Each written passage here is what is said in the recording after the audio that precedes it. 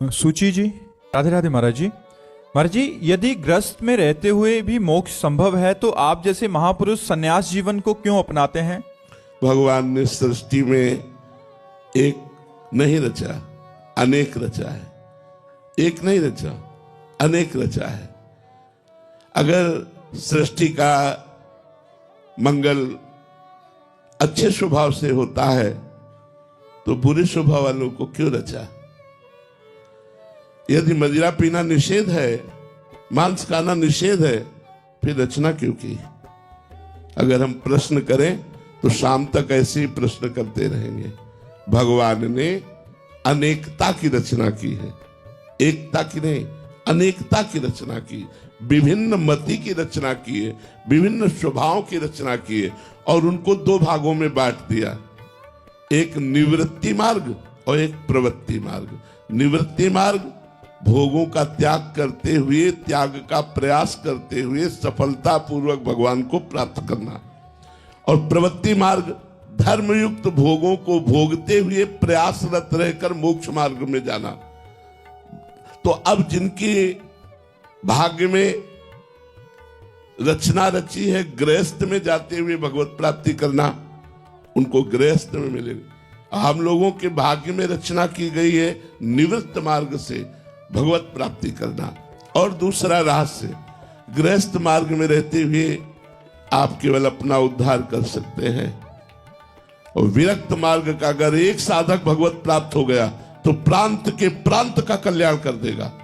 अगर एक अपने में आ जाए तो मम भक्ति युक्तो भोनम पुनाति, पूरे लोक को पावन कर सकता है, क्योंकि उसने भोगों का त्याग करके रात दिन केवल भगवान का चिंतन किया है। आप गृहस्थी में देखिए बड़ी समस्याएं हैं। आप बड़े भाग्यशाली हैं जो सत्संग सुन रहे हैं, नहीं तो सत्संग सुनने का टाइम नहीं, भजन करने का टाइम नहीं। भजन करने के टाइम में बैठो तो पूरे दिन की दिनचर्या दिमाग में घूमती है, ये करना है, ये करना है, ये करना, अभी वहां जाना है, उससे वो बात करनी, पूरा हिसाब भजन में लग जाएगा। माला चल रहा है लेकिन पूरा हिसाब लग जाएगा, परसों उसने ऐसा क्यों कहा था, वहां ऐसा क्यों हुआ, पूरा प्रश्न उत्तर उसी समय होगा जब आप भजन में बैठे होंगे। अब कैसे उद्धार हो? उस कर्म को भगवान को समर्पित करते हुए, विरक्तों को भिक्षा देते हुए आप लोगों का कल्याण कैसे होता है? जैसे विरक्त संत जन है, इनको भोजन पवाते, इनको वस्त्र, इनके वास की व्यवस्था, ठाकुर सेवा, समाज सेवा, जितना बना उतना भजन, जितना बना। लेकिन विरक्त के लिए ये नहीं है कि जितना बना, क्योंकि हमारे लिए दूसरा कार्य नहीं, न बच्ची का ब्याह न बच्चे का ब्याह, बच्चा बच्ची तो कुछ है नहीं, न किसानी न नौकरी न व्यापार, केवल एक ही धंधा है, नाम जप, भगवान का भजन। अगर ईमानदारी से हम अपना भजन कर ले गए तो लाखों का कल्याण कर देंगे, लाखों का कल्याण कर देंगे। इसलिए भगवान ने विरक्त मार्ग की रचना की कि इस मार्ग में सम्यक रूप से अपनी चित्तवृत्ति को केवल परमात्मा में लगाकर स्वयं तरति सतरति सतरति सा लोकांतार्यति, वो लोक के लोक को तार सकता है। ऐसा गृहस्थ में कठिन है। गृहस्थ में 10 मिनट 20 मिनट 30 मिनट समय दो, वो भी मन चंचल रहता है। दिन में बड़े कार्य हैं, कब भगवान की याद आवे कब ना आवे, माया बड़ी विचित्र। एक बार भगवान देवर्षि नारद जी से वार्ता कर रहे थे तो विनोद में कहा कि जो गृहस्थी में मेरा भजन करता है उसे मैं विशेष महत्व देता हूं। तो देवर्षि नारद जी ने कहा, प्रभु विरक्त पूरे जीवन जलता रहता है, कोई मनोरंजन नहीं, कोई मन से संसार के भोगों का त्याग करके भगवान में लगाना, कोई मन को भोगों में नहीं, बड़ा कष्टमय जीवन है ये, बड़ा कष्टमय जीवन तपस्वी का। ईमानदारी से अगर चला जाए, बेईमानी से चला जाए तो वो बात अलग है कि अपना मनमानी करो, लेकिन अगर ईमानदारी से चला जाए तो बड़ा कष्टमय जीवन है। केवल भगवदानंद, संसार के आनंद का त्याग करते हुए चलना होता है। तो देवर्षि नारद जी ने कहा, गृहस्थ भक्त को आप प्राथमिकता क्यों देते हैं? तो उनका देवर्षि नारद जी से एक काम करोगे? भगवान ने एकदम बात घुमा दी, एक कटोरे में घी भर करके दिया और कहा, मेरे आसन की परिक्रमा लगाओ एक। सुदर्शन चक्र हमारा पीछे चलेगा, एक बूंद भी नहीं गिरना चाहिए। भगवद आज्ञा। बोले कितनी बार नारायण नारायण कहा? बोले नारायण नारायण। पूरी चित्त वृत्ति इस कटोरे में लगी थी कि एक बूंद घी गिरा तो सुदर्शन चक्र पीछे है। बोले एक कटोरे के घी ने तुम्हारी भगवत स्मृति अपहरण कर ली और उनके लड़का बच्चा रिश्तेदार नातेदार न जाने कितने कार्य, और वो सब कार्य करते हुए यदि मेरा भजन करता है तो वो मेरा सर्वश्रेष्ठ भक्त है। तो बात समझते हो? गृहस्थी और विरक्ति ये दो मार्ग भगवान ने बनाए हैं, और दोनों मार्ग अगर अपनी अपनी ईमानदारी से धर्म से चला जाए तो दोनों मार्गों को भगवत प्राप्ति होती है।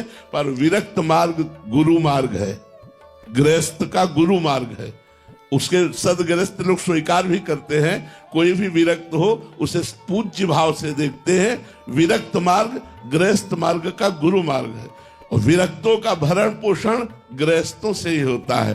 वस्त्र है, भोजन है, वास है, जो भी व्यवस्था है, तो इस भाव से गृहस्थों का कल्याण हो जाता है। जो हम लोग भजन करते हैं उसका हिस्सा मिलता है। वो गृहस्थी में रहकर थोड़ा भी भजन करते हैं, धर्म से चलते हैं, पापाचरण नहीं करते, और गरीबों की सेवा, जैसे बीमारों की सेवा, गौओं की सेवा, संतों की सेवा, ये सब गृहस्थों से ही चलती है। तो उन गृहस्थों का कल्याण ऐसे होता है, और संत अपने तपोबल और भजन बल से बहुत लोगों का कल्याण करते हैं। इसलिए भगवान ने दो मार्गों की स्थापना की। तो भगवान ने जिसको जिस मार्ग के लायक चुना उस मार्ग में चला रहे हैं। हम लोगों को चुना, भगवान ने चुना और संसार से खींचकर इस मार्ग में चलाया। नियति जुनेजा जी। राधे राधे महाराज जी। महाराज जी, मुझसे किसी का भी प्रतिकूल व्यवहार सहन नहीं होता, और मेरे मन में हमेशा ये डर बना रहता है कि कोई मेरे बारे में क्या सोचता है। ये नेगेटिव बात है, और ये तुम्हें दुख देगी, दुख के सिवा कुछ नहीं देगी। इसको छोड़ने की जरूरत है। अध्यात्म को स्वीकार करो, भगवान नाम जप करो, और प्रतिकूलता को मुस्कुरा के सहना सीखो। कौन क्या कहता है इससे बेपरवाह रहो, तब तो आनंदित हो जाओगे। मेरे विषय में कौन क्या कहता है, अगर ये चिंतन बनाए रखोगे तब तो निगेटिव विचार आपको डिप्रेशन में पहुंचा देंगे। उसकी मौज, हम क्यों उसकी मौज में अपनी मौज मिलाए? हम तो अपनी मौज में रहे ना, अपनी मस्ती में। लोग अपनी मस्ती में रहना नहीं सीखते, लोग दूसरों के व्यवहार से दुख सुख का अनुभव करते हैं, इसीलिए फंसे रहते हैं। कोई कभी संसार में एक जैसा व्यवहार नहीं करता, कभी अनुकूल व्यवहार करता है, कभी प्रतिकूल व्यवहार करता है, क्योंकि द्वंद्व का नाम दुनिया है। ये अपने अपने मति के अनुसार चलेगी। हमको अपनी मस्ती में रहना। तुम्हारा मन आवे हमको अच्छा कहो, तुम्हारा मन आवे बुरा कहो। तुम्हारा मन है हम अच्छे या बुरे जैसे अपने प्रभु के हैं।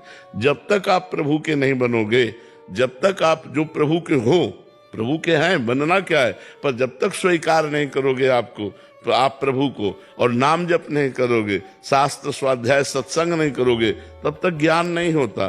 तो अज्ञान की यही दशा है। लोग क्या कह रहे हैं, वो हंस रहा है किसी और बात को लेके, ये तो हमको देख के हंस रहा था।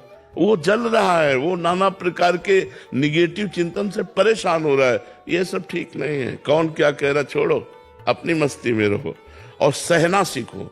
मनुष्य जन्म मिला है सहने के लिए। प्रतिकूलता सहो, मान सहो, अपमान सहो, दुख सहो, सुख सहो। सुख सहने का मतलब अभिमान ना आने पावे, और दुख सहने का मतलब शोक ना आने पावे, उदास ना होने पावे। मुस्कुराकर बड़े से बड़े दुख को पार करना, ये भगवान के भक्त का स्वरूप होता है। इसलिए भगवान के भक्त बनो, भगवान का नाम जप करो, भगवान की महिमा सुनो, तो तुम्हारा हृदय पवित्र होगा। पवित्र हृदय समता में आता है, और अपवित्र हृदय विषमता में आता है। प्रथम अवस्थी जी। राधा वल्लभ श्री हरिवंश। श्री हरिवंश महाराज जी। महाराज जी, वेदों में कहा गया है एकोहम बहुश्यामा। महाराज जी, परमात्मा एक होकर अनेक रूपों में प्रकट होते हैं। महाराज जी, जब समस्त जीव परमात्मा के ही अंश हैं, तो जो भगवत स्वरूप अवतार होते हैं तथा हम जैसे सामान्य जीवों में तात्विक अंतर क्या है? क्या ये अंतर केवल बोध और चेतना की अवस्था है, अथवा अवतार के समय परमात्मा अपनी पूर्ण शक्ति और विशेष संकल्प के साथ प्रकट होते हैं? अंश और अंशी, ये सब अंश का अवतार है, और वो अंशी का अवतार होता है। अंश पांच भौतिक शरीर लेकर जन्मता मरता है। अंशी चिदानंदमय अवतार लेकर प्रकृति को अधीन करके अपनी लीला करता है। अंश प्रकृति के अधीन होकर के कर्म करता है, अंशी प्रकृति को अधीन करके लीला करता है। भगवान जब जिस समय जैसी आवश्यकता होती वैसी सामर्थ्य धारण करके अवतरित होते हैं। अंश और अंशी में इतना अंतर है जैसे समुद्र और तरंग में, समुद्र और तरंग में। समुद्र से करोड़ों तरंगें उत्पन्न हो सकती हैं, लेकिन एक भी तरंग समुद्र उत्पन्न नहीं कर सकती।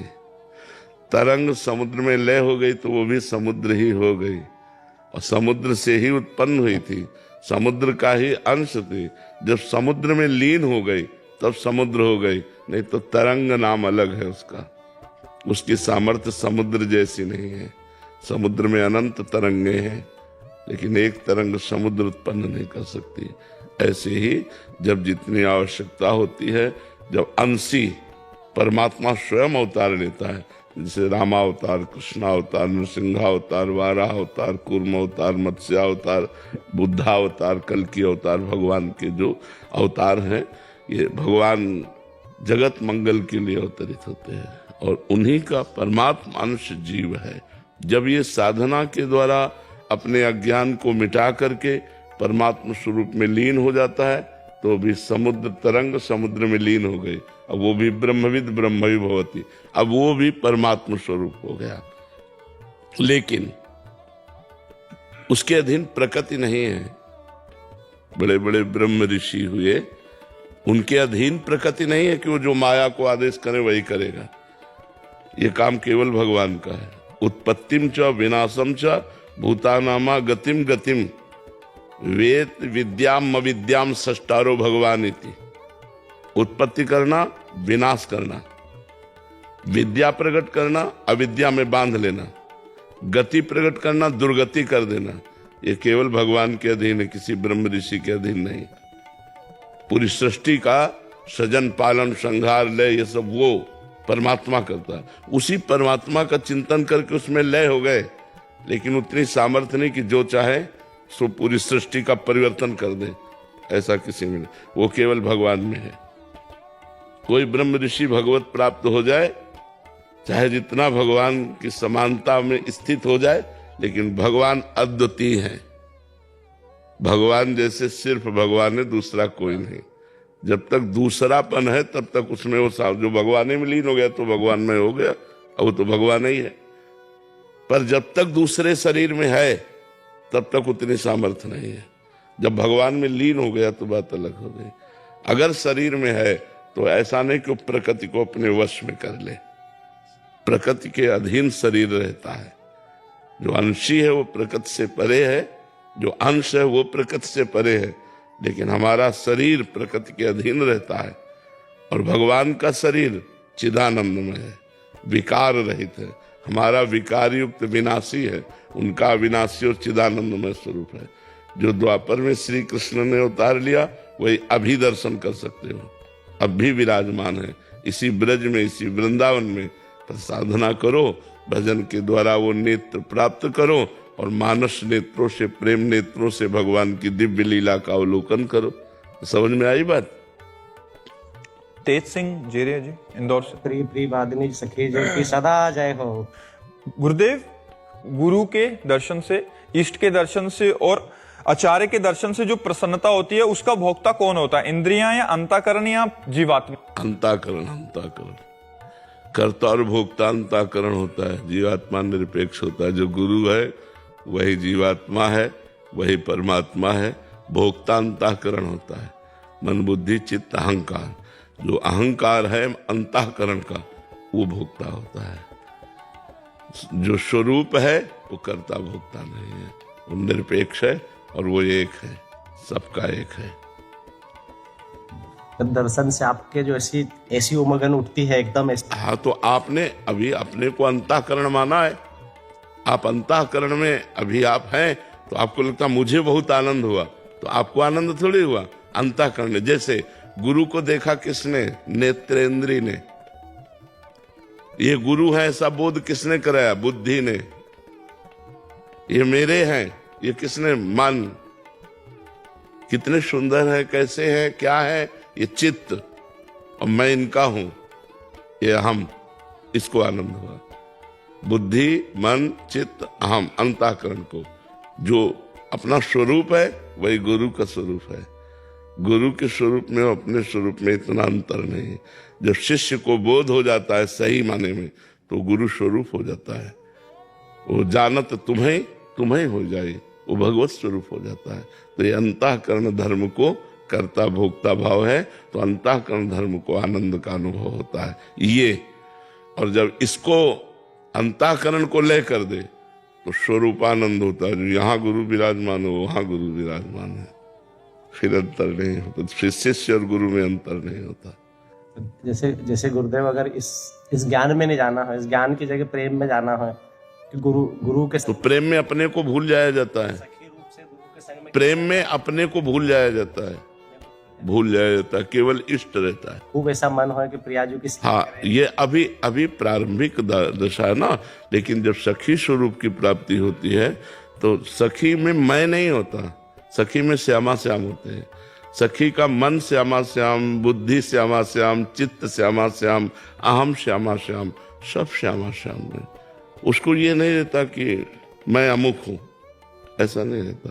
ये तो संबोधन के लिए कहा जाता है, ललिता जी, विशाखा जी, चित्रा जी। वो अहम शून्य केवल भगवत स्वरूप, प्रेम में बपू, प्रिया प्रीतम के सुख का मूर्तिमान स्वरूप, प्रिया प्रीतम के सुख का मूर्तिमान स्वरूप सहचरी। अब उस समय की स्थिति वाणी से तो वर्णन नहीं की जा सकती, वो तो मन और वाणी के अगोचर स्थिति है, वो स्वरूप है। तो साधन करते रहो, धीरे धीरे धीरे धीरे धीरे मानसिक जब सहचरी भाव आएगा तब उस स्थिति को समझ पाओगे। आराध्या जी। राधे राधे।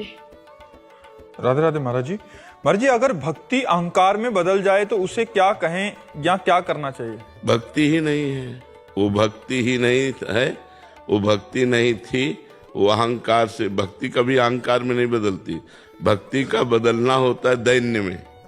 भक्ति सदैव दैन्य में बदलती है। वो भक्ति ही नहीं थी, पाखंड था, वो नाटक था, इसलिए वो अहंकार जनित दोष से युक्त है। नहीं तो भक्ति अगर आप स्वाभाविक शुरू करेंगे तो दैन्यता आनी प्रारंभ हो जाएगी, अहंकार नहीं। अहंकार जहां आता है वो भक्ति नहीं होती, वो भक्ति नहीं होती, भक्ति दूषित होती है। वो अगर वो भक्ति का आचरण भी करता दिखाई देता है तो बहुत बड़ा दोष है अहंकार। अहंकार अगर जहां भक्ति में आया तो भक्ति भक्ति नहीं रह जाती। भगवत ऋषि जी ने लिखा है, विद्या रूप महत्व कुल धन यौवन अभिमान, सट कंटक देखे जहां रहे न भक्ति निदान। रहे न भक्ति निदान स्वांग सब नगर नारी के, विषयीन हाथ बिकाए नहीं रिझवर भतारी के। कह रहे हैं कि जहां विद्या का अहंकार, रूप का अहंकार, महत्व का, कुल का, धन का, यौवन का, ये साधना का अहंकार रहता है, वहां ये कांटे हैं मानो।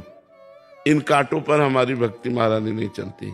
जिसके अहंकार रूपी हृदय में कांटे बिछे हुए हैं, इन कांटों पर भक्ति महारानी नहीं चलती। तो बोले फिर वो भक्त तो दिखाई देता है। बोले स्वांग सब नगर नारी के, नगर नारी कहते हैं वैश्या को।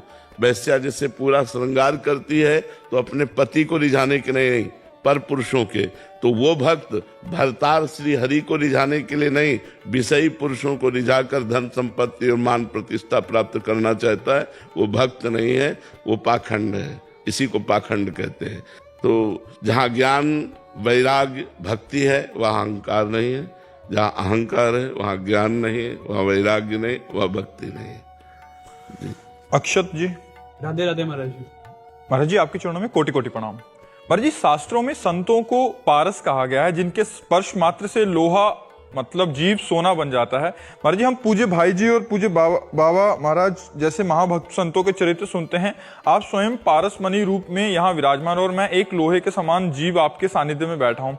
मैं नित्य नाम जप करने इसे का सानिध्य नहीं कहते, पास बैठने को सानिध्य नहीं कहते। एक दिन एक संत की सेवा में एक भगत थे, तो समझते थे सिद्ध पुरुष है, जिस दिन कृपा करेंगे हमें धनी बना देंगे, धन की लालसा से। तो एक दिन कहा, बेटा तुम क्या चाहते हैं?